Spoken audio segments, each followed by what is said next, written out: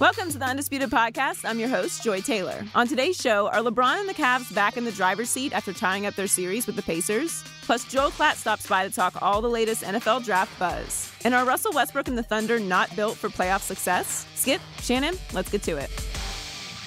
Let's start with a huge night from the King. Tyronn Lue told LeBron to set the tone early, and he did just that. LeBron scored the Cavs' first 16 points of the game and 20 overall in the first quarter. He finished with 46 points and 12 rebounds. The Pacers were down big early on, but they still had a chance to tie the game late in the fourth. Victor Oladipo missed a wide-open three, and the series is now tied 1-1. LeBron talked about his great start after the game. Let's take a listen. Coach Lue called up the first play for me and went down. So we went back to it. I was able to hit another one, and just felt like I was in a really good rhythm. So just try to see how long I could stay in that zone, and just try to make a mark on the game early on, especially after the way we started at game one. Shannon, did you like LeBron's new approach? No, not really, because it's not conducive for them to win long term. Really? I'm surprised you're saying that. You score 46 points, you have 12 rebounds, 5 assists, and their best player has a wide-open three with about 20 seconds left in the ball game to tie you. That's not sustainable, Skip. I believe LeBron would much rather have 30, 12, and say 7 or 8. Because what happens is that when he gets it going, there's a lot of standing around and watching. And then when they come and make him give the ball up, no one else was capable of hitting shots. There's no way LeBron James goes off like he does, and this game's supposed to be that close. It really shouldn't be. But when you have Kevin Love, who's your second best player, gets 15 points, but it takes him 16 shots. J.R. Smith played how many minutes J.R. played? J.R. played 35 minutes, gave you 5 points. George Hill was in foul trouble. If the role players that LeBron are counting on, if they just give you their average during the season, nothing else, this game's a 30-point win. But when you get guys that's playing below what they're capable of, the game is a lot closer than what it needs to be. No, this is not a good way for them to play, because when LeBron gets it going like this, everybody is standing in the corner in amazement. And that's not conducive to win long-term, Skip, because there are going to be times that they're going to rely on, they're going to make him give the ball up. They can do that. They can trap him. They can send 3 guys, and he has to have enough confidence, and he will, to pass it to the open guy, and they make the shot. I don't know what happened to Jeff Green. The dude got 2 points in 2 games, Skip.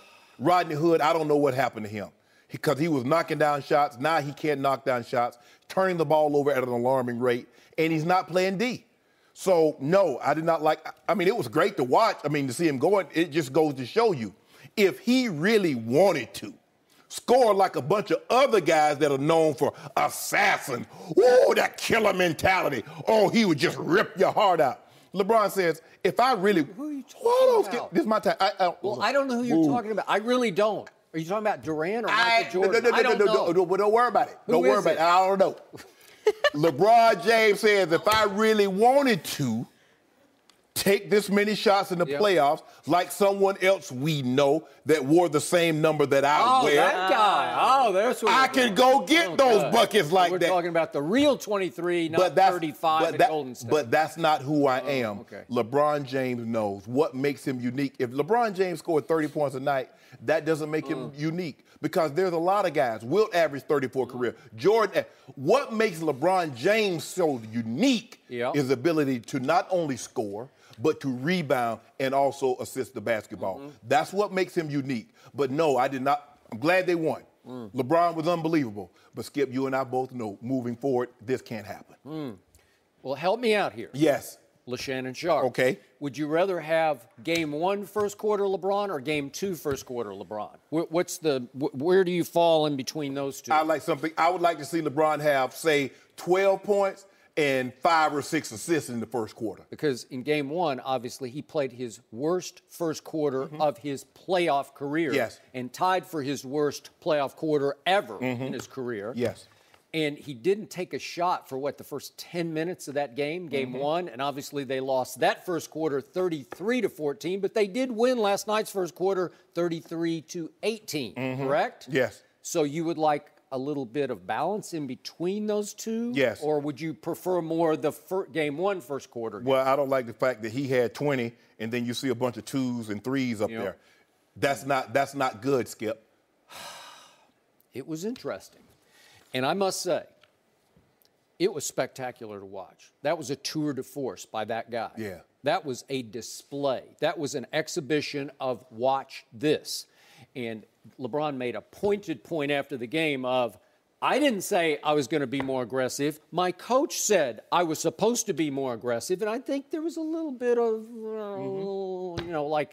I think he was gnashing a little bit of teeth there saying, well, my coach called me out, and we talked about it. And I think Ty Lue did call him out. LeBron said, okay, watch this. So is it Ty Lue's fault that LeBron shot too much in the first quarter? I don't think so. No.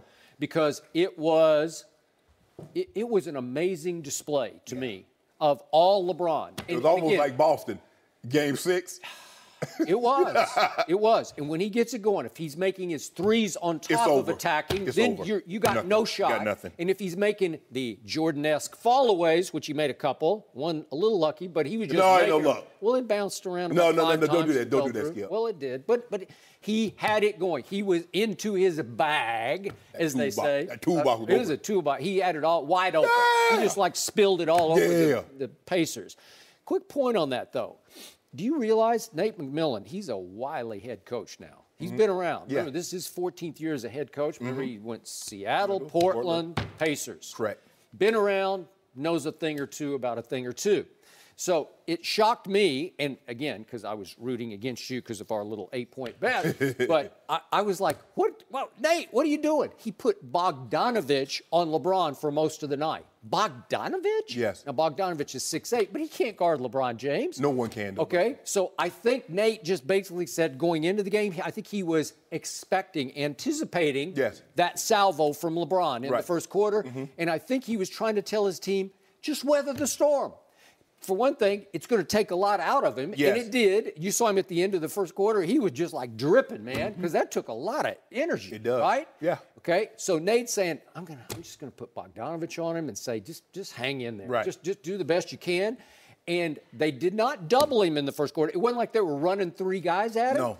And I think they were saying, Rodney Hood beat us. Whoever, name Kyle somebody. Korver. You guys Kevin beat Love. us. Yeah, all of George you guys. Hill. You guys, you're on. You be the stars tonight. Right. We'll let LeBron, if he wants 60, he can have 60, but somebody else is going to have to score 40 more points to beat us, right? Okay? So, if you had told the Pacers going into last night's game, LeBron's going to go for 46 on 17 of 24 shots, but your best player is going to have a wide open 3-point shot with 27 seconds left. Will you thank you, God, we will take that, Absolutely. correct? Absolutely. Because as much as LeBron scored, the thing that was happening at the same time was Victor Oladipo wasn't scoring. What happened to start the game? And I'm going to boil this game down for you. Again, I was looking at it more from the Pacers' perspective.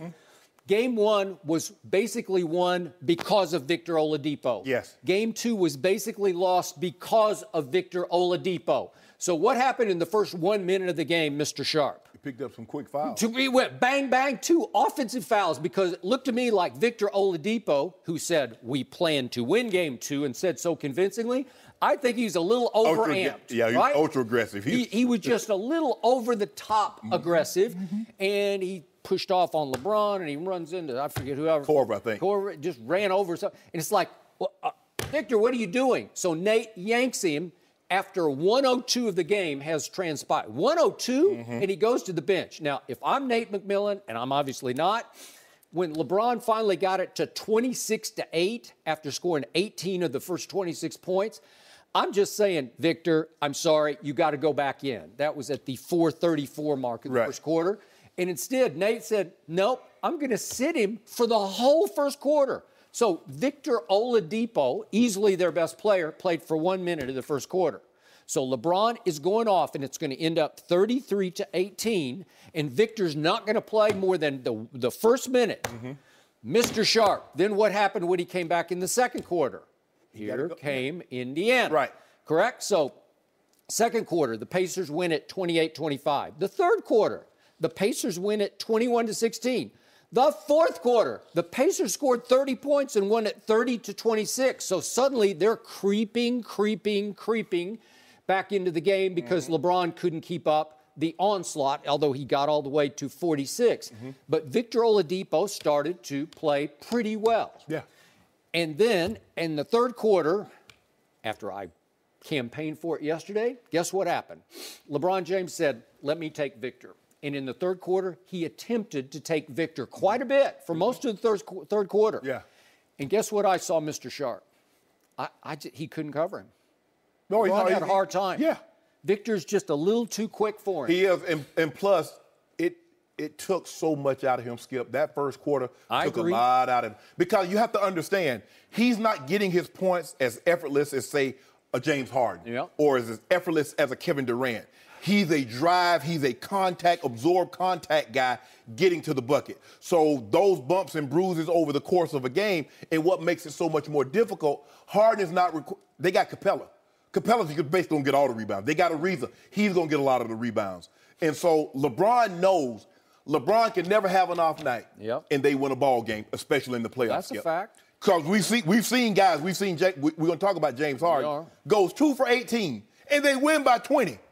LeBron James goes. That's, to me, that's more about the Timberwolves than about the Rockets, but we'll get to that later. But here's the thing. LeBron James goes 7 of 17 in game 1, and they lose by 20. So he can't have an off night. But the best thing LeBron was trying to do was deny Victor an opportunity to get the ball. Because once he got the ball in his hands, they're going to clear out, and then he starts dancing. Okay. But the defense, Skip, you got to make up your mind. Okay, it was apparent to me. They were going to trap or blitz the pick and roll. And then on the last play in the pick and roll, everybody rolls with the guy going to the basket and leave Victor Oladipo wide open. You've trapped it every time. You've blitzed it every time. Why this time? All of a sudden, everybody take the roll man. Larry Nance Jr., you got help on your inside. You don't give Victor Oladipo the baseline to the basket. It's just common things. They trap the pick and roll. JR's, I don't know what JR mind is, Skip. And then they get backdoor layups. And he raised his hand like, yeah, my bad. Yeah, bro, I see it. Yeah, it's your bad. Yeah, it was you. So I do have to give JR one big point from last night. He did, for much of the game, take Victor Oladipo when Victor was in the game. Right. And I thought a crucial turning point momentum play happened with 3:05 left in the game when Oladipo lost the handle briefly and just kind of nonchalantly went after the ball, and JR just dogged him and attacked him and relentlessly went after the ball and separated him from the ball a second time and just went and got it and scored it. And it was a big moment. It put them back up 7 and gave them enough of a cushion they could withstand the Pacers' onslaught that was about to come from Darren Collison. I'm going to remind everybody, Darren Collison led this league in three-point shooting, 47%. And he hadn't made one until those last couple of minutes. And all of a sudden, he made 2. And they were huge because all of a sudden, it cuts it to 3. Then my man George Hill, ex-Spur, he not only missed a shot, but then he offensive fouls, pushes off. Yes. And all of a sudden, it's timeout, Pacers ball, down 3. And I'm thinking, okay, LeBron, are you going to take him or is JR going to take him? And they decided in the huddle, clearly, JR is going to take Oladipo as he dribbles the ball up the floor. Correct. And then to your point, for reasons I can't understand, Bogdanovich came and sat just a sort of a so-so pick. It wasn't any big deal. No. And JR, this is just me. You just fight through it. It's easy to fight through that one. It wasn't going to nail you. He could have just slipped right through, and he just gave up quickly and said, nope, we're going to switch. And it was up to Kyle Korver to switch, and Kyle's kind of looking at JR, and they're looking at each other, and Victor just dribbles off to the right wing and looks around and says, me? I guess I can shoot this, right? And the problem was he was so wide open, he was too wide open, and I thought he missed it badly. Yeah, but you know what's good, what I really want to talk about? There was something that transpired because up until that point, LeBron James had 42 points. Now, he ended up with 46. If you don't mind telling the people at home, how did he get those last 4 points? He made those free throws. Oh, hold on, Skip. I got to set it up. Let me give you the setup. I'm going to tee you up. Now, it's been reported that LeBron James, there was a big old article last year written about how LeBron James avoids getting the ball in late game situations because those demons are in his head. There was a big old article, Joe, I'm talking about like 6 pages, how he runs from the free throw line. Now, historically, he has run from it when he has the choice to run from it. I'm saying Did he have the choice last night? No, he did not. He could have gave up the ball. No, they just, as soon as he touched the ball, they just attacked him. He got the rebound, and they fouled him because that one. The next time, guess what happened, Skip? Were these do or die free throws? Yeah. No, they weren't. Oh, so now they need to be doing, because here's the thing. Now, you told me last time this was an opportunity to make it moot. It was going to be a 4-point game. It was going to be a 5-point game. What happened in Philly at the end of the regular season when he got fouled on the 3-point shot? Oh, so now those do or die. Well, I'd say those are do or die because you got to make 3 to get to overtime. So what about these right here? Well, these are just holding them off. Oh. This is going to put it up 5, So let me ask you, 6. if he hits those 3 free throws, do they win the game? What do you mean, do they win? In Philly, if he makes all 3 of those free throws, do they win the game? Well, it gives you a shot at overtime. Oh, okay. So what did these free throws do? Just held off the Pacers. So let me ask you. So I know what would have been said had he, even though he had 45 points, had he missed those free throws, Indiana win the game. That would have been the narrative. Well, not how well he played. I know, but the Pacers didn't cash. Oh. Oladipo missed a wide open 3, and then he comes down again, has another chance to cut it to just 1 point. What did he do, Shannon? Help me out. What did he do? Who? Victor. With 10 seconds left, he has a chance to cut it to 1, and now we're going to have another game. We got it back on the table. We won't have nothing. We're going to be nothing. Victor shot an air ball. Yeah, okay. What you he airballed from 3. But see, Skip, and that's the thing. See, I don't base on results. I look at the totality of it. See, you like to look at the game, okay, well, he missed this, so he couldn't have played well. But he didn't. He didn't give you that opportunity. Made them old clutch free throws, stepped up like I knew he would. Yeah, but it didn't bother me a bit because I had 8 points, and I was still sitting real pretty. I don't care nobody that do. Because you know what? Oh, you don't there was care. There was a stat that you would have cared if you had won. I'd have cared about the loss. You would have come out here with yak. No. Yeah. You know what? There have been, in the last 35 years, a 40, 10, and 5 game.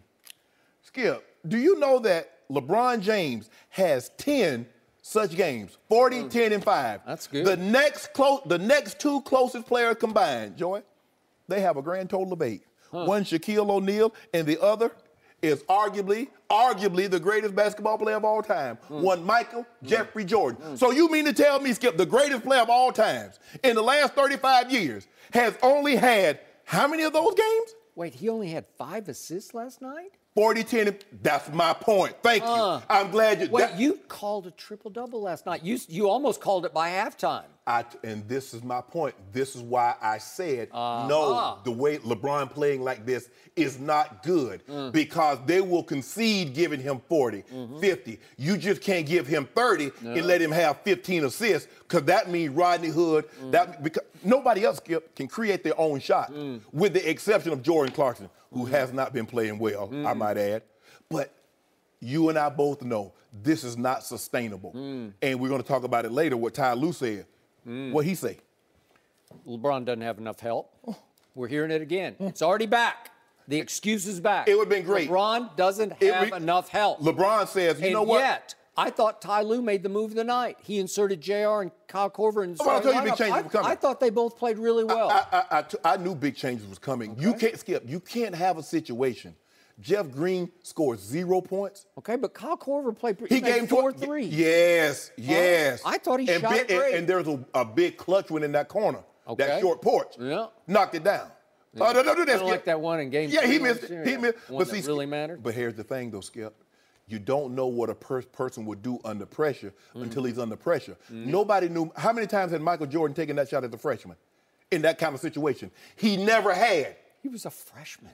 My point is, Skip. He made the shot of the year in college basketball as a freshman.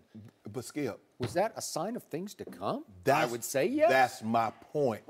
Had he missed it, you like, why are you letting the freshman take that shot? Why didn't the college player of the year, the Wooden, the Naismith, ACC, big game James Worthy, why didn't he take that shot? I don't know. It's a good question. Yeah, because you know why? Because he made the right play. They swung the ball. Michael Jordan was wide open. He hit the shot. Michael Jordan said, I'm just going to step up. And guess what happened? LeBron James made the right play. Kyle Korver missed the shot. But you know what? 30-15, 30 and 12, 30 and 15, that's more sustainable for winning. Shannon Sharp. Yes, sir. Speaking of Diet Mountain Dew case bets. Yes. So we have another case bet on the fact that you say that LeBron James is going to make 80% of his postseason free throws. Yeah. Is that correct? Yeah, that's what I said. So what is he sitting on right now, in spite of the 4 he made in a row to end the game last night? Where is he? Help me out. He's probably in the 70%. He's probably at 74%, which is his career playoff percentage. He's about to go 74%. Next 2 games, he'll be perfect. Oh, really? Yeah, okay. Bump that up. So you realize you're already losing another case. I'm going to get it back. I'm going to get it back in game 3. Okay. Because we're going to bet who wins game 3. Are we really? Yeah, we are. Maybe I won't fall for that. Oh, don't do that, Skip. Maybe so let me get this right. I don't get suckered. So let me get this right. You done got a case of my due, and now you won't give me a chance to win it back. I got lots of cases of your due, and I might or might not give you a chance. Boy, that's you dirty, Skip. Well. You brought your wrecking ball today? Yeah, you know what I'm saying? Got it old. See, Joe, I was going to give you one. I'm talking about your thing. Oh, that was LeBron. LeBron was wrecking, came like a wrecking ball. A medieval flail. Yeah, what is thing it you swing exactly? around? It's a mace? No, that's not what you call that. Huh. You call that swag. Swag? Yeah, that's what it's called. No mercy. Hey guys, Joy Taylor here. Before the show moves along, I wanted to tell you that support for the Undisputed podcast comes from our friends at Rocket Mortgage by Quicken Loans. They understand that home plays a big role in your life and family. That's why they created Rocket Mortgage. Rocket Mortgage gives you the confidence you need when it comes to buying a home or refinancing your existing home loan. It's simple, allowing you to fully understand all the details and be confident you're getting the right mortgage for you. Whether you're looking to buy your first home or your 10th, with Rocket Mortgage, you get a transparent online process that gives you the confidence to make an informed decision. It's convenient. Our trusted partners allow you to share your financial information with Rocket Mortgage at the touch of a button. And in addition to getting a real mortgage approval in minutes, you can even adjust the rate and length of your loan in real time to make sure you're getting the right solution for you. Rocket Mortgage by Quicken Loans. Apply simply, understand fully, mortgage confidently. To get started, go to rocketmortgage.com/undisputed. Equal housing lender, licensed in all 50 states, NMLSconsumeraccess.org, number 3030. No mercy. LeBron went off last night, scoring 20 points in the first quarter and 46 total in the Cavs win. The series is now tied 1-1, but LeBron scored nearly half of the team's 100 points. Tyronn Lue addressed that after the game. Let's take a listen.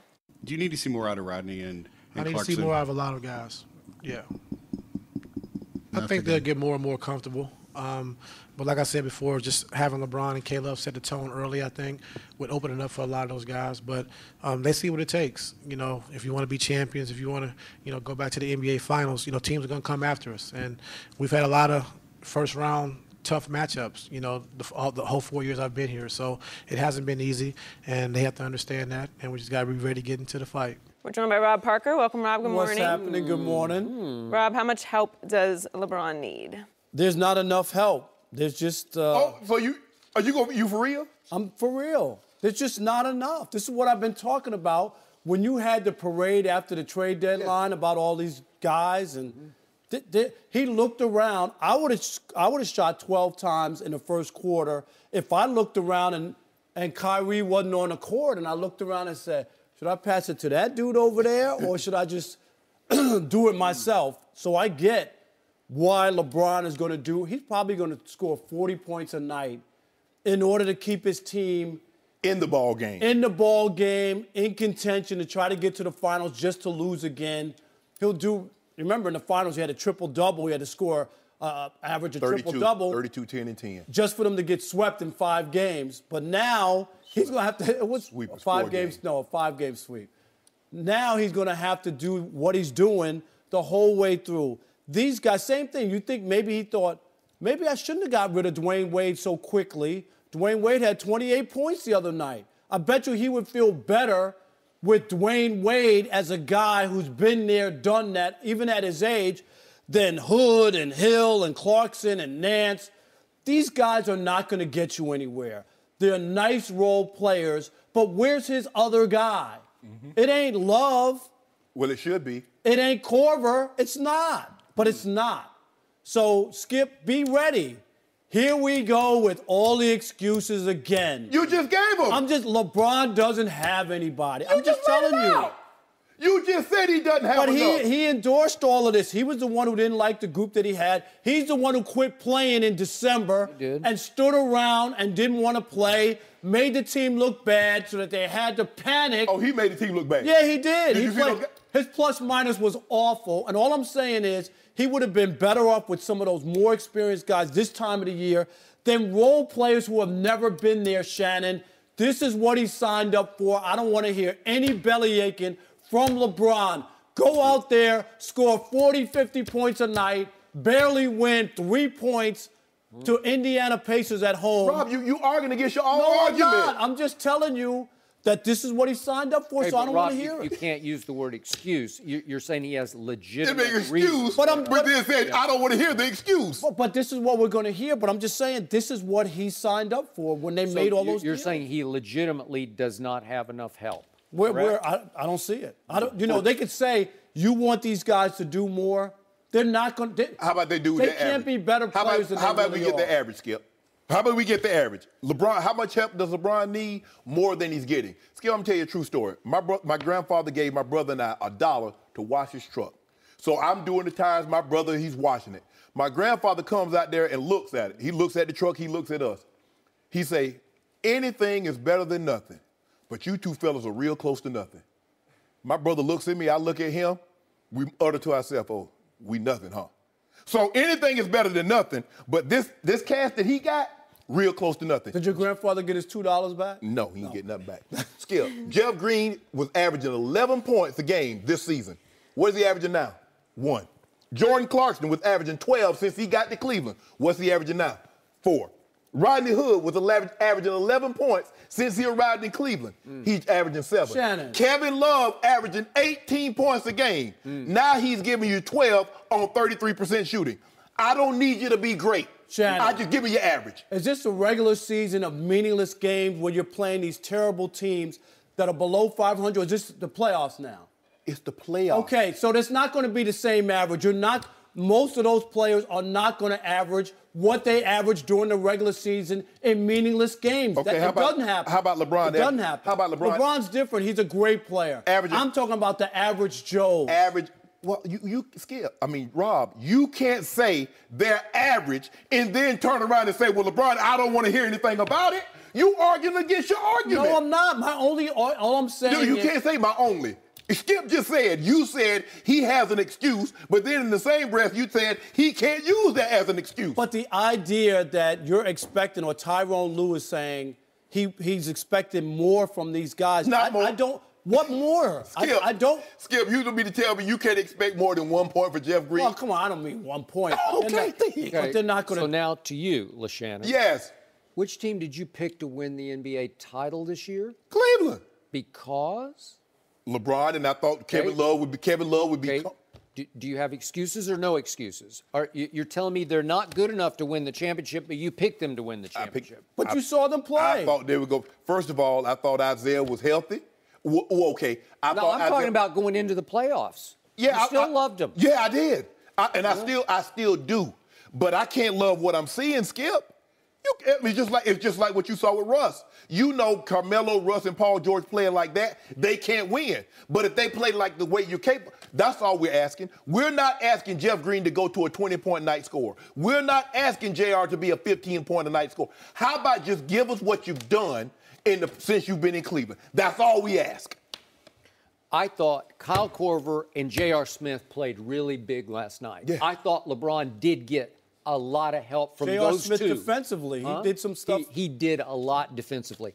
I thought the whole team cranked it up defensively to a level I had not seen all year. Now, that was mostly in the first quarter. Right. But they played hard on defense all night. What's the final score? 197. So they held them to 97. What was it? 98. 98. So, again, Indiana plays slow for the most part, but they didn't have Oladipo for the whole first quarter. Remember, he had to sit 11 I wouldn't have sat him that long, but he sat 11 minutes of the first quarter, and then they came back with Oladipo, quarter 2, 3, and 4, and guess who won those quarters? Indiana won all 3 quarters, barely, but they won them, which is why they crept back into the game, and Oladipo winds up with a wide-open 3 to tie the game with 27 seconds left, and he missed it badly. So it came down to that shot by that guy. He won game one because he just took over game one. Right. In this one, he didn't play all that well in. So we get back to help. Kyle Korver played his butt off last night. Made some great defensive plays. And he made 4 threes, and they're those kind where it barely even touches his hands, and it's just gone, and it's just clean as a whistle. And you say, that's just too good, man. And he was flying on defense, and I don't think he can defend anybody, but he tries hard. Yeah, he does. Right? He does. He's an effort guy. Stripped Miles Turner. He did. He got a timeout on one, diving on the floor, took some charges. But the thing is that all you're not asking the guys to not do anything that you haven't seen them do already. I got it, but it's the difference between okay. What about postseason Kevin and Love? regular Okay, season. tell me about Kevin Love. All right, Kevin Love can play better. He's a veteran guy. I got that. And if that's his number 2 guy, LeBron's going to have to score 40 or 50 points to win. He scored Kyrie's 40. 28 points are missing. Yeah, I mean, what Rob, do you he make scored 46, and Victor Oladipo missed a wide-open 3 to tie the game. Think about it. Let that sink in. 46, 12, and 5. That's what he scored. And he won the game by 3 points. Okay, but the key number is not the first number or the second number. It's your third number, Yes. which is 5. Exactly. Which could be 12, right? Assists. Yes. Nope. And he's taken the scoring load up on his own shoulders. Are they converting some of his passes? They were not. But Kyle was. Kyle Korver, he was fourth Korver, man. I mean, you look at it. I mean, come on. I'm like, Rodney Hood, I know you're better than that. Do you? Jeff Green, I know because I've seen it. I've seen it. Yeah, you need Jeff Green to play because Yes. he's been there. He knows this. But some of these other guys in the trade, come on, Skip. Would you acknowledge that? I got it. Because this stage is big and bright, and you're playing with the beast of the East. And when he walks in the locker room before these games, his whole aura is different. Yes. This is real. This is for this is for all the money. Yes. You know, we're just pushing all the chips to the middle of the table. Now it's real. Jordan Clarkson's looking around like, what? You mean this is like different than those? He was on the Lakers when they weren't going to the playoffs or playing in any big. How many big games do you think he played in? No, Rodney Hood played in a playoff series last year, the first round against the Clippers. Nance. But Skip, you remember how they were playing? They go to Boston. Yep. And they're playing. They go to OKC. They destroyed them. Yeah. You're talking about the first 2 games after the trade where everybody wants to like. You know, when you get traded away, you want to show people euphoria. There is. There's like, hey, they got rid of me. I'm going to come out and show them what they missed, and you played much better than you really do. I get it, but it was the first 2 games. I just want them to just give me your average. Okay. I don't want you to do anything. I don't want Jeff Green to give me 17 tonight. Okay. I don't want Clarkson to give me 20 a night. I don't want Rodney Hood to give me. Just give your average. So we have not mentioned one player who played 0 minutes last night, and he might be an emotional wreck right now. I don't know because he's been going through a lot of stuff. What are you going through? I don't know. You know. I know what it is, and I don't even want to get into it because I don't care about it. But usually these guys can leave that outside the arena, and this is their sanctuary, and they can come in and play. I have seen Tristan Thompson play at extremely high levels in huge NBA Finals games. And I don't know how he got pushed all the way into the doghouse at the end of the bench. He played 0 last night. You don't think he could contribute some? He going through something right now, Skip. Okay. That's a lot of weight. I know, but a lot of guys go through stuff. How'd that work out for Tiger? When he went through what he went through publicly. A lot of guys go through things. Yeah, but that was... But here's the thing. That was a disaster. That was just like... Skip! The man girlfriend about to deliver a baby, and they're running all this stuff on every news station in America. You don't think that's messing with his psyche? But sometimes it's a place to get away and just do what you do and block that out for 48 minutes and just go crazy. He got in the game in Cleveland, they booed him. They asked him, where's Chloe? Come on, Skip. How that man supposed to handle that? Just play. Just fight back. Block it out. Yeah. How about Tiger? Why Tiger can't block it out? It's an individual sport. You're right. The pressure that's on Tiger Woods is not on Tristan Thompson. They're not yelling, Tiger. Let's go to Perkins. Remember, Tiger went to rehab. Remember that? He went away for like 3 months. And then he had to do a mea culpa press conference. Come on. Well, it must have didn't work. And Because that girl got a lawsuit. And by the way, Tiger had like 29 different injuries, right? Yeah. Okay, well, Tristan's, I'm pretty sure he's 100% healthy, I think. I think he had 29 different partners, too. Oh, there you go. Look at you. You keep it tabs. You keep it. Okay, you my bad, Skip. Yeah. But seriously, Skip, got a roster I'll over agree. there? I'll agree. I'm surprised that Double T is not playing more meaningful minutes than what he's played. Meaningful? How about Not any? any. He played what? But that wasn't meaningful because that was mop-up duty, Skip. No, 0. He played. He didn't. Yeah. He never got in. But remember, game 1, he came in when the game was out of hand. Yeah, like 2 Where's minutes. Jetty? We were putting Jetty on the All-Star Yeah, pedestal Jetty. for a while. Yeah, He played Jetty was- none. You know what? Jetty comes in. He's Yeah, fearless. Return of the Jedi. Yeah, let's have him. We got jettisoned. Rob, thanks for joining us. No mercy. The Jazz tied their series with the Thunder last night with a 102-95 win in OKC. Donovan Mitchell led everybody with 28 points. The Thunder had the lead going into the fourth quarter, but their big three of Russell Westbrook, Paul George, and Carmelo Anthony missed every shot they took in the fourth, combining to go 0 for 14. Shannon, what did this game tell you? This is why I can't have any trust, and no one should have any trust in OKC, Skip. The two just inconsistent. Their big three went, what was that, 13? So 19 of 58. Skip, you can't win like that. Paul George had 18 points, but he took him 21 shots. Russell had 19 points on 19 shots. Melo had 17 points on 18 shots. Skip, they have to play well. At least one of them needs to play very well if the other two are struggling. But when all three struggle, you can't win. And then they get the balance scoring Rubio, 5 of 8. Now, what's the likelihood of him doing that again? A lot. He's been doing Oh, it you all like- year. you like- You haven't watched. You like Rubio? haven't watched. I don't like him, but he's been doing it all year. He's been playing at a high level. Skip, he shot a career. You keep taking shots at him, and he makes a lot of shots. Skip, he shot a career-high 35%. You say LeBron James is a terrible three-point shooter, and he shot 36.4%. So what am I missing? Did you see what this team did over the last 40 games of the year? Well, And it was led by Ricky Rubio, the point guard. Well, Ricky Rubio should be Rookie of the Year then.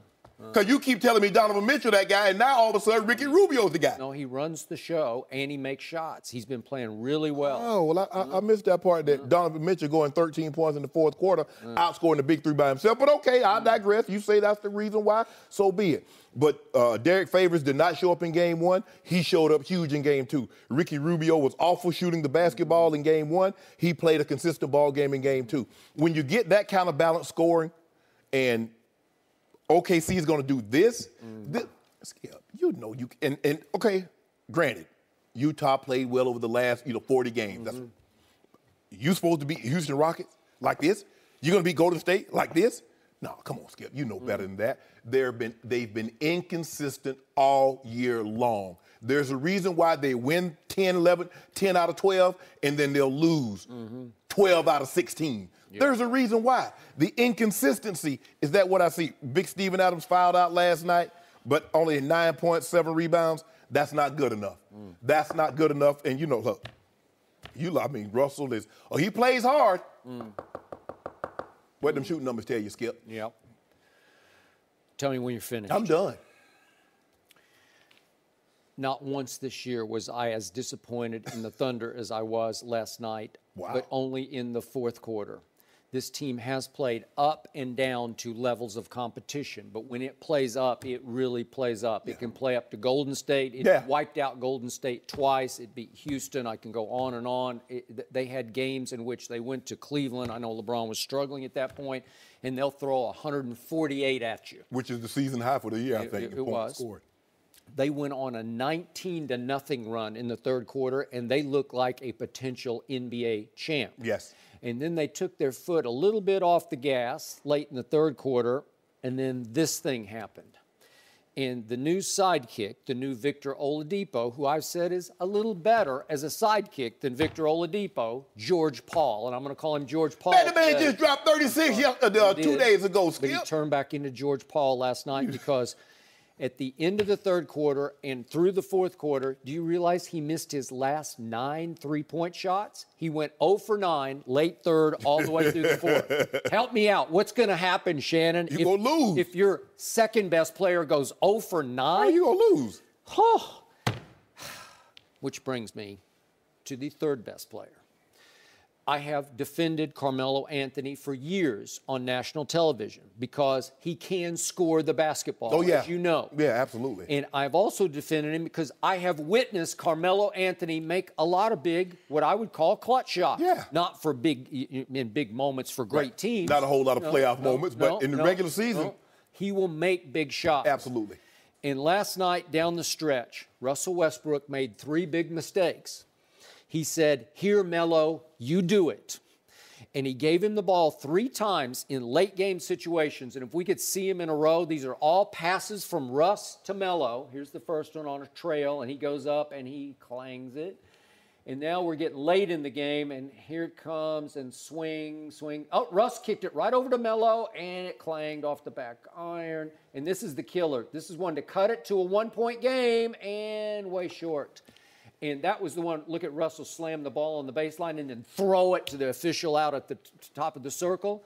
He was furious because he thought on that one when he kicked it back to Melo because his dribble got stopped, he thought Melo would give it back to Russ and let Russ take the big shot at that point.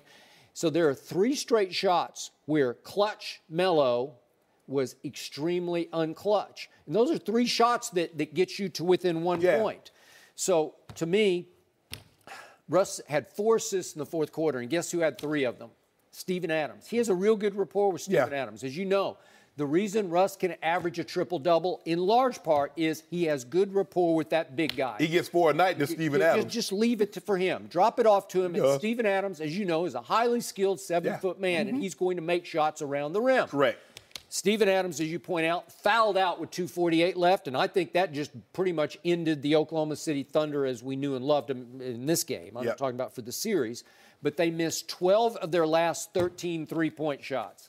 What's going to happen, Shannon? You're going to lose. You're going to lose. And just before I get to Russ, let me say, I've been just beating the drum over here for Donovan Mitchell. I got to tell you, he is a young terror in this league. He's special. He's got Russell Westbrook in him. He has extreme, supreme athleticism when he attacks the rim, and he attacks it with abandon, man. He is just going at it. And he's going to make shots that you'll just say, that's just too good, man. You're just too good. Yeah. And he's a team guy. If you could have, for those who out in viewerland who sat and watched late NBA TV where they had all 4 of those guys, including Ricky Rubio, all the 4 stars for the Utah Jazz sat at the podium with Donovan and the Mitchell sort of presiding over it. And the quote from Quinn Snyder is always, the strength of our team is our team. So they are team first, and Donovan is team first. He has high character, great intangibles. He's not a solo act.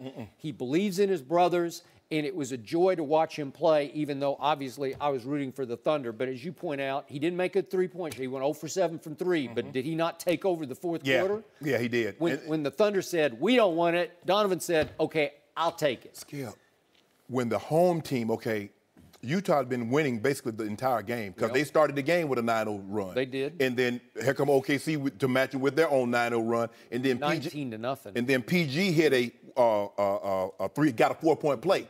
So the game is getting, and Utah's doing well. And then at the end, like the third, they go on this 19-0 run. Skip, that normally, a young team like this, it would wipe them out. It would. But for them to remain composed in that hostile environment and says we're not going away, and to win the game how they won it in that fashion, OKC got problems on their hands, Skip. Now, granted, they have the exact same record, 48-48, so this 4-5 matchup is not that big of a difference. Nope. Just in names, Oklahoma City has the big names. They got the Russ, they got the PGs, they got the Carmelos. Well, Utah's about to have a big name if they don't already. But they don't have, no, they don't. do this without Gordon Hayward, who was their best player. They also lost George Hill. Now, Rubio is playing better than George Hill played for him last year. I agree. They lost Joe Johnson off their bench, who gave him quality. Don't forget about your guy, I'm So Hood. Yeah. Right? Yeah, they lost. And then I see Jay Crowder out there still. He's still out there. Messing up. He's out there messing up. Minus 14. So, now back to my Oklahoma City Thunder and my identity crisis. This game told me once again, once and for all, it's Russ or bust in the fourth quarter. I think he can't be a point guard in the fourth quarter. I think if they're going to be the team I think that they should be in these tight games, Russ just has to basically say, I'm sorry, get out of my way, I got this. And either he's going to have it or he's not going to have it. Because look at these numbers in this fourth quarter. Is this not horrendous? Paul George is 0 for 6, Melo's 0 for 4, and Russ was 0 for 4. Well, usually if Russ will shoot 8 shots in the fourth quarter, he's going to make some shots. They went 1 for 10 from 3, and those big 3 made no three-point shots. But Russ had the 4 assists, but if you just let him be ball dominant and just take it over, what if the two don't go along for the ride? What if they just watch? I think that Russ could have got this game home. Well, Skip, if you look at it, you look at Utah, they shot 15 more free throws. So somebody's going to the basket and somebody's settling for jumpers. It's hard. I mean, you can't get outshot by 15 on your home court, Skip. And not only did they get outshot by 15, they shot less than 70% from the foul line. Now, Utah could have made this game, could have made it moot because they shot less than 70% from the foul line. But all that matters is the fourth quarter. Just remember, Oklahoma City's up 5 at home going to the fourth quarter. Then that happens. Skip. That's all you got. Okay, you say you want Russ to be more ball dominant. Just take the game. Just say it's my game. How many times have you seen him shoot them out of the ball game, Skip? How many more times do you need to see it? I've seen him win a bunch of them. We just talked about this the other night, like in the regular season, where he missed his last 7 shots, and 3 of them were air balls. And you came in here livid. Now you want him to do this. I've seen him win a bunch of them. Yes. He's made a bunch of big late clutch shots, too. Shooting is not what he does. Now, if he can get into the lane, now he's streaky. Now, he get hot. You know what he does? He just wills the ball in the basket. He does. And this was, I'm going to distribute. It's like LeBron's identity crisis. Who am I? Am I the distributor or am I just a flat-out selfish scorer? And LeBron's never quite sure. Which way do you want? Well, I'll be a little bit of both. Well, here's the thing. The one thing that Russ has on him, in his favor, the 2 guys that are in the starting lineups have been number 1s before. They have. Only Kevin Love has ever been a true number 1. So everybody else has been role players. And when your role players know their role but don't do their role, that's when you run into problems. Skip, they're trying to make Paul George and Carmelo basically high-end role players. And it's hard when you've been the guy, because guess what? Paul George in Indiana was Russell Westbrook. Carmelo Anthony's been, I'm not saying Skip with the skill set, but I'm saying he was the guy that was getting the major shots. Yep. Carmelo Anthony, for the first time in 14 years, Skip, he's the 3rd best player on his team. He might be 4th. Steven Adams might be better here. So, he might but be. That's the first time. I would agree with that. I think Steven Adams is better than Carmelo right now. So he might more valuable. This is the first time that he's not getting the majority of the shots, and he's having to get deferred. He's the defer guy. Yeah. So if Russ doesn't do it, PG don't do it. Okay, Melo, your turn. And it's hard for him to get in the roles like that, Skip. This is a problem for them. It's going to be a problem. First of all, Utah is really the problem because they're long and they play at a pace, Skip. They don't give you a whole lot of second chances. And Big Rudy Gobert, he blocking out the sun. He does. Derek Favors plays hard. Yes. He's like Clint Capella. He plays that hard. Yes. So now the hole has been dug, and if the Thunder are going to be the team I think they can be, they have to go to Utah and win one of these games. Got to. Because you can't come back 3-1 now. Yeah, I don't believe you can be 3-1 and then win the next 3. Russ, you're on. I mean, solo out. I know a guy who's done that. Yeah. I know a guy that's been down 3-1. Because hold on, Skip. Let me finish my story. Wait, the guts and glue guy and the other team got suspended? For calling that guy the B word? You know what, Skip Bayless? You the type of guy that go see a movie and then you go see the movie again and then try to tell everybody what's going. Let me tell the story. I'm saying. I would sit in the theater and turn around and say, "Hey, watch this." You tell Ernestine, watch this. Yeah. Well, she would have watched it with me the first time. No, she's like, probably still. Yeah. But I know a guy that was down 3-1 in a situation that's never been done before. Really? Yeah, man. Skip. Oh, I know. Kyrie Irving. Don't do that, Is that Skip. who we're talking about? Don't do that. Hold on. Huh? All I know is the Boston Celtics are up 2-0 without the best player. Let me ask you a question. Where would Cleveland be if LeBron James was not playing? Do you think they would be 1-1? I don't know. Maybe Boston's got a much better coach than you do. Maybe Brad Stevens is a much better coach than LeBron James. Have you thought of that? Maybe Boston Celtics have a better thought of that? Has a better team. LeBron needs more help. Bitch, you ain't got no answer for that whole 2-3. No mercy. Next up, Joel Embiid is listed as doubtful for tonight's Game 3 in Miami. He's been out since late March with a broken orbital bone.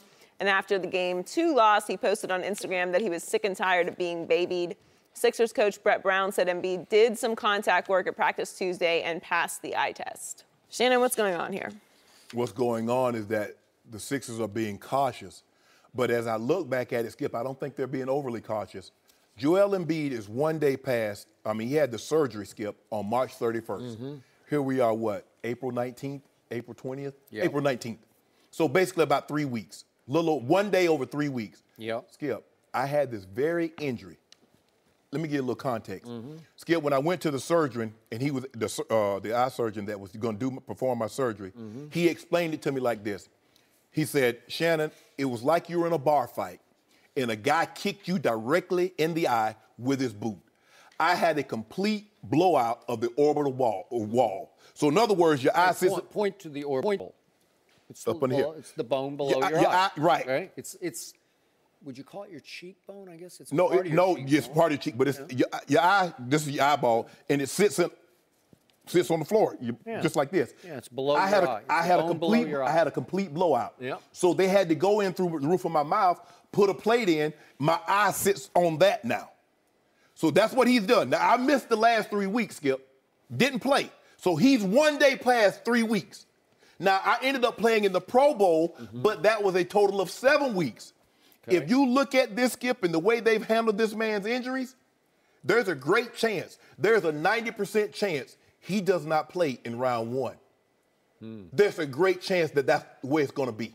Are you rooting for that? No, I'm not rooting. I'm just telling you how it is, Skip, because I'm telling you now, I had the exact same injury. Now, I don't know if he had a complete blowout, but I had a complete blowout. And at 3 weeks, I did not play.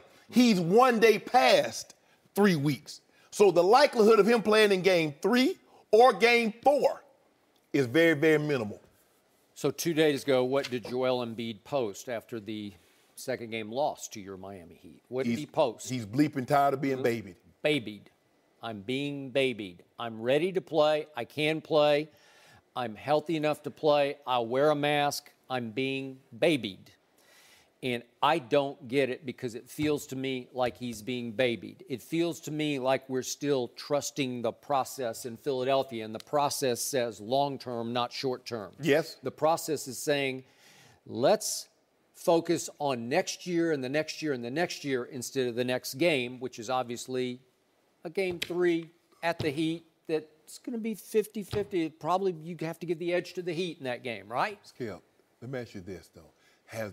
I know he's cleared concussion protocol, but the eye surgeon, the guy that performed that surgery, has he cleared Joel Embiid?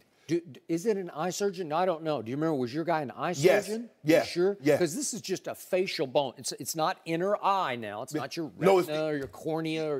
It's the ball. Your eye sits in a socket. Okay. I blew the floor out. Yeah. My eye dropped a couple of millimeters. Okay, well then that would be a problem. Yeah. Yeah. So they had to go in there, now the eye sits on a titanium plate. So I'm telling you, Skip, now 3 weeks, I did not come back. The season was over. He's one day past that. Yep. Now he's going to go. Now, we know the history of him and Hassan Whiteside. Kelly Olynyk, we know he throwing balls, he's trying to get everything into the ball. Is that what you want to chance that, Skip? I would. That's just me, because every game has injury risk to it, and you just close your eyes and go forward. No, you see, and here's the thing. Even though guys know the risk, they put them in there, then you come back and you sue the guy, something happens. Well, you should have protected me from myself. I agree. You know what? As I look back at it and I look at his injury and see how when he had the surgery and where he is now, I think there's a great chance he's not playing in Game 3. He's not playing in Game 4. I feel 85-90% he's not playing this series. I still think Philly can barely win this series in 7 games without him. But I got to tell you, the Heat are for real. They're a legitimate threat. That they play hard. They play smart. They're well coached. They're well managed by Pat Riley. They play playoff style. extreme defense. That was Yes. extreme defense I saw. It's hard for me to believe, Skip. Can you win a game? They won game one without Joel Embiid. It's hard for me to believe, Skip, you can win a series, and without your best player. Yep. Now, it looks like the Celtics might be able to pull this off without Kyrie, but this is a different animal. Once again, that could be more about the Bucks than the Celtics. It could be. Could be. All right. Could be. So the irony of Joel Embiid is that the more serious injuries, not that this isn't serious, but he's got a foot issue that is going to be ongoing, a problem, could be career-threatening. Yeah. He has had back issues that could be career-threatening. Yes. So if you told me it's just the foot or the back, I'm like, I got you. Mm-hmm. You should be arch conservative here, highly patient with that. This is different. And yet, I read a story on ESPN.com yesterday that went like third-level stats on how good Joel Embiid is. Yeah. And I walked away from reading this thinking, this guy has already become maybe the most dominant player in basketball. I'm including Kevin Durant, LeBron James, whoever else you want to throw in there. Ben Simmons, most dominant player in basketball. You look at their net efficiency. Yeah. When he's on the court with Ben Simmons, Saric, Covington, and J.J. Redick, they're plus 21. That's a the great depth stat. lineup Starting last five. year of the Golden State Warriors with Iggy into the starting lineup was plus 20. And how about your LeBron lineup with Kyrie and that starting five the year before that came from 3-1 down? Yep. They were a plus 12.5. So think about that. So the Embiid starting five is better than the last two champions. Skip. Wow, interesting. And I get it, but when you look at it, I mean, and I know he wants to play. And when you lose a ball game, you're the best player. You always feel there's something that you could do to help this team win. Yep. But the doctor's going to err on the doctors. I don't believe he's cleared medically. Mm-hmm. He's cleared concussion protocol. But that guy that performed that surgery on that eye, like, nah, bro, you're not finna put my medical license at risk. Maybe not. One final stat from that article yesterday. If you look at the defensive side, that, again, this is a third-level stat, but when Joel Embiid, again, he didn't let's just put this in this perspective. He played 63 of 82 games. Mm-hmm. When he did play, he averaged 30 minutes. So it's not like huge minutes, but reasonable minutes. So as the closest defender to a play this season, for the whole season, he limited the opposing players to an effective field goal percentage of 41%. That was the best in the NBA. And when he was on the floor, the Sixers vaulted it as an interior defensive team from 9th best to 1st best. Well, that's extraordinary impact. He's skilled. He's putting up Wilt Chamberlain kind of numbers on offense in limited minutes. Right. And he's lifting the starting five up to a net that's beyond the last two champions. So this is off the charts what he can do for a team when he comes on the floor because, as we know, just in intangibles, just in attitude, swag, however you want to, he's not afraid of anybody. Yeah, Skip, they're a big team. Yeah. You got 7'2" Embiid. Yeah. You got 6'11" Simmons. Yeah. You got Covington. You got Saric. Yeah. So they got length. Saric and Ilyasova are 6'10". Yeah, so they can challenge. They can challenge you at the rim. Yep. And then they've turned themselves into a three-point shooting team. Okay, the shots aren't falling. If you got 7'2", there's nobody can deal with him one-on-one, Skip. Nope. We've never seen an offensive talent like this. Maybe guys that were better, Olajuwon had the moves. Wilt was more athletic. But, Skip, they couldn't shoot that three-pointer like he can. Yep, that's true. This dude is special. So I get it. I don't even think, if he's playing, Skip, I don't even think this series is close. I think they would sweep him. But they got their hands full now. Which is why I picked the Sixers to win the East and beat your team in 7 games. And it would be We got our hands full right now. We ain't worried about the Sixers. We got our hands full. Okay. But, again, if you get by Indiana, I think you'll get by who would be next. Is Baby Toronto dinosaurs. next? Yeah. You see how they play and Skip on DeMar DeRozan cook him. Yeah. But I don't know who. I don't know what they're going to do. They need to break that up, Skip. I think they need to break it up. They need to break that up. I agree. Troubled team. Remember, this isn't the first injury that Joel Embiid's had to that eye either. Yeah, he had one in Kansas, but I think that was an actual got raked in the eye. I agree with you, Skip. The feet and the back's going to be a problem because this man is, 24 years of age? Yeah, but he's going to get older. You need your eyes to play basketball. Oh, yeah. But and you don't want it, because here's the thing, Skip. The eye's probably sitting on a plate. That thing's not healed. He takes another elbow to the eye, a head to the eye, and then what? Got to be careful. Ain't a whole lot of one-eye basketball Did players. you wear a mask when you played in the pro? I had a shield. Okay. I had a shield. Yeah. No mercy. We're 1 week away from the NFL draft, and we're joined now by Joel Klatt, who will be there in Dallas. Welcome, Joel. Good morning. I just got all excited because I heard Gus's voice. You know, like it reminds me of being in the booth. That's right. Fired up. Yeah. We're seeing a lot of reports right now that Saquon Barkley is the guy the Giants are targeting with the number 2 pick. Could you see them taking him? You know, I can see the Giants doing any number of things, really any number of 4 things. And that's why I think it's the most intriguing, pick of the entire draft, because the draft starts at number 2.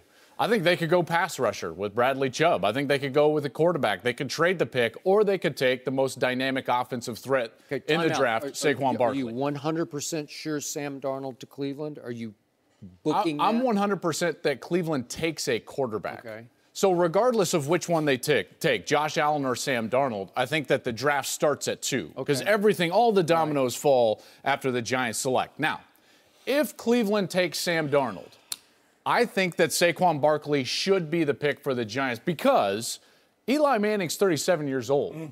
At that age, we've seen some guys have a lot of success, but we've seen them do it with a very specific style of offense. Tom Brady and Drew Brees, while you don't think that they play similar games, that's true, but if you take a deeper dive into it, what they do is protect themselves with timing. Shannon, they get the ball out of their hands very quickly. They have offenses that allow running backs and slot receivers to get open quickly so that Brees and Brady don't have to hold the ball in the pocket. Right. That's exactly what they need to do in New York for Eli Manning. Get him offensive players that can allow him to elongate his career. And I think that's a perfect mold for Saquon Barkley. While he might not be a 25-carry-a-game guy in a true tailback sense, you can throw it to him, toss it to him, screen it to him. You can do so many different things with Barkley that allow Manning to have more success as now he gets up into that late 30s range. So that's why I think Barkley's the best fit. I know in my mock I have Josh Allen going to New York, but that was a number of different factors and more of a projection rather than what I think should happen.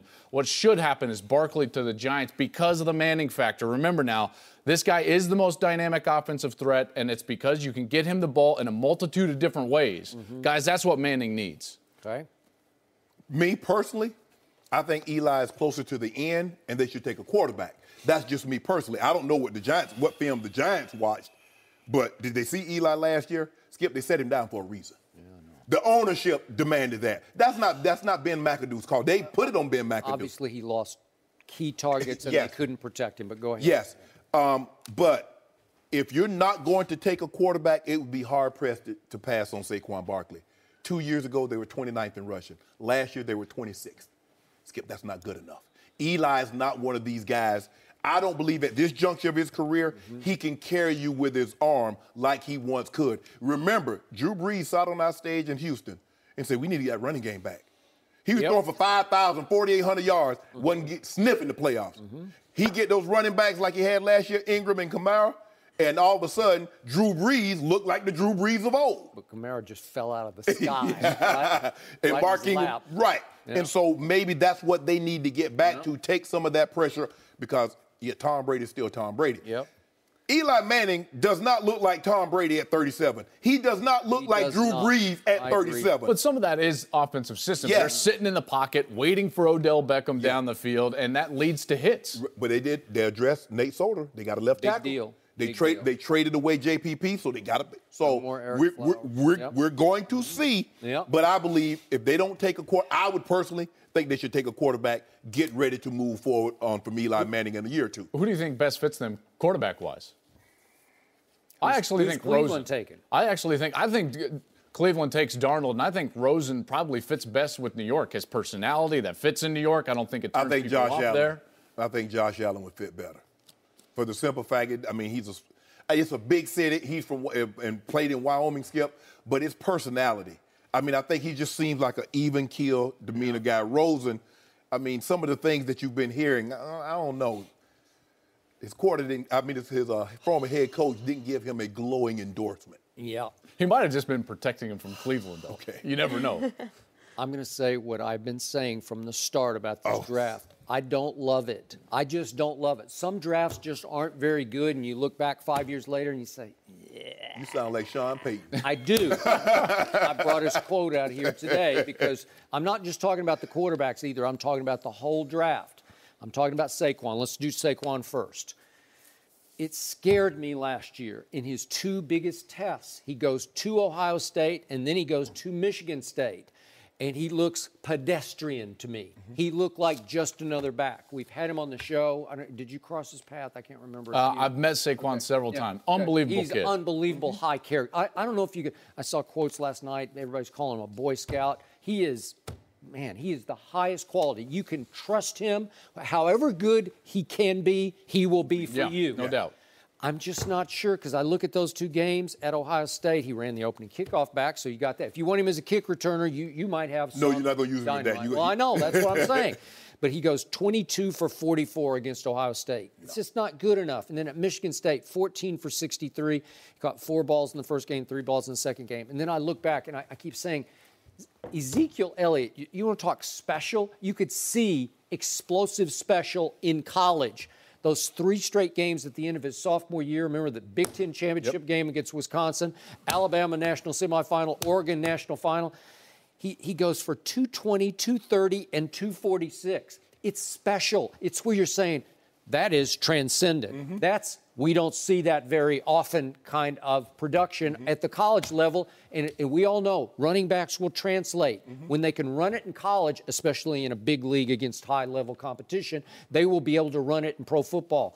I'm not sure Saquon's that difference maker, but I do agree. Is it a need? It's a glaring need for Eli. So if you're going forward with Eli, I guess you just say, is he worth the 2nd overall pick? I don't think so. And it's back to the Mel Kiper theory that goes back and forth about are running backs always overvalued? Is this too high to take a running back?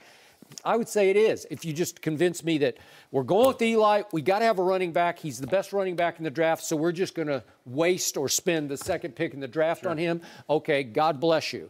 But with the quarterback group, to me, I'm back to what Sean Payton says, and I don't want to read the whole quote, but he said that he's talking about how the pressure to get a quarterback in this league is so great. He said, I get that, but we can't create them. So you're stuck without a quarterback, and then you go into the draft with your eyes bigger than your stomach, so to speak. Yep. You know, like you're in the buffet line and you're looking, and it's not that great of food. It's not worth the calories, right? Correct. And you look at these, and he says that he wouldn't be surprised if only one of these top guys is left standing in 4 or 5 years. And if so, he says, I guess it would be Sam Darnold.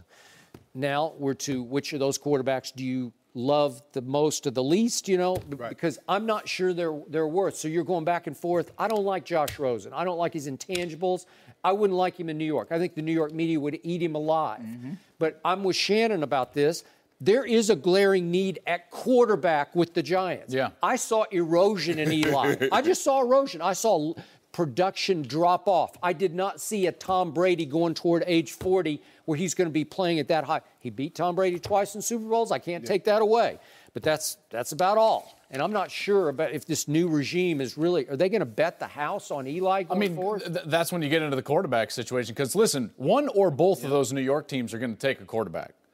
I have Baker going to New York at well, let's 3. do that. Next up, Sports Illustrated told a story back in January in which Baker Mayfield said he will definitely be drafted in the top 5, and Joel had Baker going to the Jets with a 3rd pick in his latest mock draft. So, Joel, do you still see Baker going there? I do. I think that's a great fit for him with New York. I think that his bravado fits well with the Jets and that organization. I agree. I think that his play has been overlooked because as a society and more maybe a media-driven narrative, we want to focus on all these, quote-unquote antics, off the field. And listen, I get it. And some teams are going to be turned off by some of that, in particular the arrest down in Arkansas. That's problematic. There's no question about that. However, I will say this, that this media narrative that this cockiness is bad is false, all right? Because NFL personnel like that. They want that. You know why?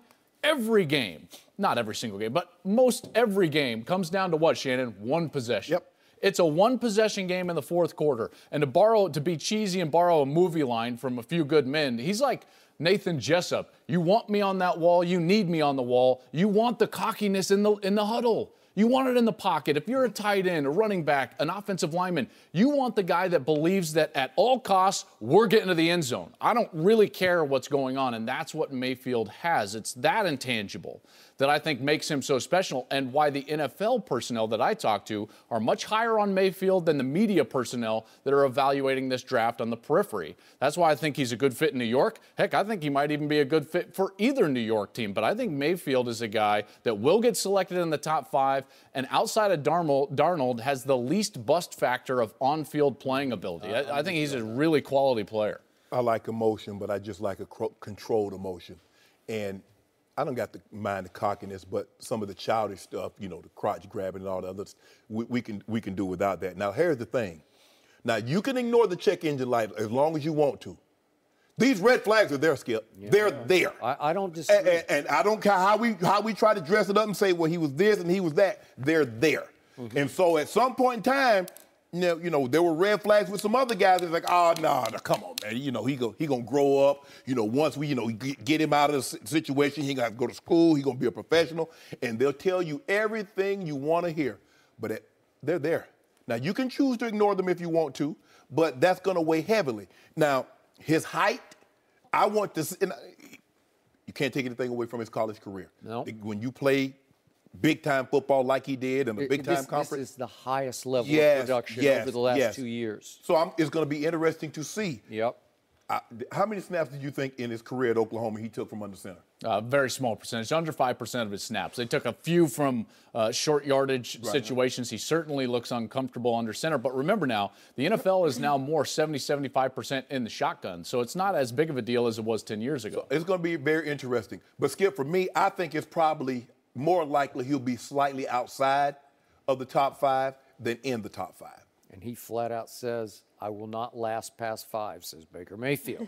So that's Denver. Broncos? Yeah, Denver has the 5th pick. So is that going to just tear you apart if they take State Tiger? Yeah. Oh. You know what? You know what's interesting about John? And listen, I grew up in Denver, right? I grew up on John Elway, right? And he has made some bad selections at that position in the draft. Mm-hmm. Paxton Lynch, Brock Osweiler. These have not panned out. Yeah. And he went for a very prototypical size, arm, athleticism kind of package with those guys. Mm-hmm. I think he might totally break the mold and be like, nope, I'm going with the attitude. I'm going with the competitiveness that I had. Remember the old story now. He lost at pool to Gary Kubiak and sold the pool table because he couldn't do it competitively. Maybe he goes more towards the competitive nature than he does the physical attributes. Baker Mayfield can wing it now. He's got a nice arm. Yeah. And he can throw it deep, too. I'm going to amend Sean Payton's bottom line quote to maybe only one of these guys will be standing in 4 or 5 years. I think it would be Baker Mayfield, but I do not disagree with anything you say. And there are Johnny Manziel comparisons. And just a quick aside, I ran into Johnny the other day and had a good long talk with him. And he looks not good. He looks great. He almost looked like he's grown an inch. It felt like he was 6'1". His body looks sensational. He's built back up from that waif that we saw, TMZ video. And he, of course, doing all the right things. Now you got to go play the right things, right? You got to do it for So God bless him. I hope he gets a shot to come back. But I don't know. He's got a lot to prove to a lot of people, as does this young man. Yep. So would I risk those high picks? If I was forced, if I said, I got to have a quarterback, I'm going to bet on him just because if you can keep him barely within bounds, he's going to be the best performer of this whole group. And I'm going to say this again. I've said it from the start. It depends who has final say in Cleveland. Yeah. But if Hugh Jackson has final say, I'm not going to be surprised if they take Baker Mayfield. Yep. Not going to be surprised. I think if it's Dorsey's final say, they probably go Allen. They would. I would agree. And if it's the owner's final say, it's a gut feeling they would take Darnold off the Rain Pro Day. But here's the thing. You're probably right. Yeah. You're probably right. Here's the thing. But if I'm taking a quarterback high, there can be no question marks off the field. Okay. If you want to question his accuracy, you want to question his ability to stay healthy. What if you have glaring need? Then what do? Pass? You're going to just say, I'll take the best offensive tackle? Or No. No. I'm just saying, but Skip, that's the one position. other positions you can get away with being okay. Yeah, he's a little bad boy, but the quarterback, he got to be buttoned up. They want him buttoned up. If Darnold's off the board, listen, he's the one that doesn't have the off the field problems. Yes. He's got the production. I get it. If Darnold goes over Mayfield, I understand because you are right. The check engine light is on for a reason. Yes. And you hope it's just a tune-up. Right. And you hope it's not something more serious. I'm going to give, listen, I've been a little bit of a Mayfield defender here, but 2 more points on Mayfield. I think that the Manziel comparisons clearly are just there for a couple of off-field antics, but on the field, they're not even close to the same guy. Manziel was not schematically fluent, or sound. I mean, he didn't understand the game. Mayfield understands the game. Johnny had recently admitted he didn't know the playbook. And when you talk to NFL personnel, they'll say on the whiteboard, Baker Mayfield is the best of any of these quarterbacks. It's schematically talking about the game. He's fluent in football. And another thing is I'll go back to that second half, fourth quarter type of a deal in one possession games. Did you know of these 4 quarterbacks, these top 4 quarterbacks? You go back to last season and how they performed in one possession games in the second half. Mayfield threw 11 touchdowns. No other quarterback had more than 4. I mean, he outplayed these guys in tight situations 2-3-fold in those big moments. So if you're looking for a guy that's going to go out there and help you win football games, then Mayfield's going to be your guy. If you're looking for a guy to go out there and be, squeaky clean for the fan base, then you're probably going to go a different direction. We got to leave it there. Round 1 coverage begins next Thursday, 8 p.m. Eastern on Fox. No, you cannot. You might need 3 or 4 thanks for phones. joining us. No mercy. Thanks for listening to the Undisputed Podcast. I'm Joy Taylor. We're off tomorrow, but keep an eye out for a weekend edition of the podcast featuring some of this week's best segments and discussions. Join us for more Undisputed at the same time on Monday morning, 9:30 Eastern. We'll see you then. Fox Sports, one of one.